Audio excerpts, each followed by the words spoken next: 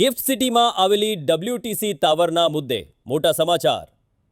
જાણો શું છે સમાચાર. લો ન્યૂઝ નિકુંજ સોની. ગાંધીનગરમાં આવેલી ગિફ્ટ સિટીના WTC ટાવર ખરીદદારોને રાહત મળે તેવી શક્યતા. WTC ટાવરના B અને C બ્લોકની ડેવલપમેન્ટ પરમિશન રદ થયા બાદ રેરા દ્વારા સરકારનો કરાયો સંપર્ક.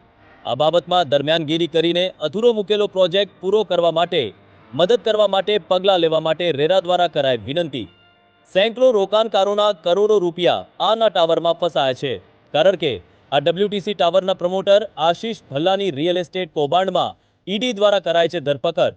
રોકાણકારોને પ્રોમિસ કરેલા નાણાં અને વળતર નહીં મળતા રેરામાં થઈ છે 20થી વધુ ફરિયાદો. ગિફ્ટ સિટીએ ડેવલપમેન્ટ પરમિશન રદ કરી દેતા અટક્યું છે બાંધકામ. રેરા પાસે પ્રોજેક્ટ ટેક ઓવર કરીને બાંધકામ પૂરું કરાવવાની છે. સત્તા, સરકાર રોકાણકારોની વહારે આવશે કે પછી રોવાનો વારો આવશે? સરકારના નિર્ણયની જોવાઈ રહી છે રાહ. જો સરકાર અધૂરો પ્રોજેક્ટ પૂરો કરાવશે તો આ પ્રકારનો સૌ પ્રથમ કિસ્સો હશે. વધુ સમાચાર માટે જોતા રહો લો ન્યૂઝ નિકુંજ સોની.